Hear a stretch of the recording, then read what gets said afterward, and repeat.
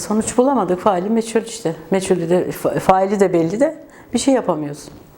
Parmakla gösteremiyorsun. Yani çalışan bir insan, halkını seven bir insan, ailesini seven bir insan, çok düzgün bir insandı. O kadar düzgündü ki anlatamam yani. 31 yıl oldu, hiç unutamadık. Bir an olsun.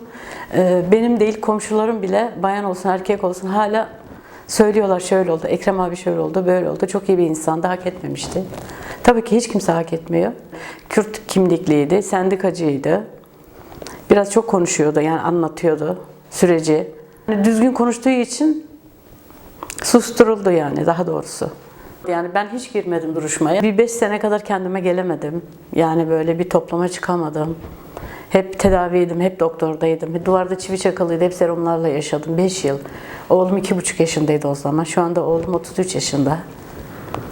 Yani çok zor bir süreç yaşadık. Çok konuşuyor dediler, susturacağız dediler. Susturdular yani. Beklentimiz yani faili çıkmasını istiyoruz. Ama faili yok. Yok yani. Çok başvurduk, çok konuştuk. Çok yürüyüşler yaptık. Gözaltı oldu ailemden, benden. İşte çok uğraştık ama yok yani. Açığa çıkan bir şey yok.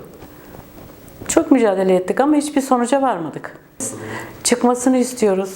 Failini istiyoruz. Neden oldu, neden yaptılar? İstiyoruz tabii ki. Bekliyoruz. 31 yıl oldu. Karanlık güçler. Yaptılar, yok ettiler. Vallahi yerini bulsun istiyoruz tabii ki. Bizimki değil yani. Yüzlerce diyeceğim değil, binlerce. Çok.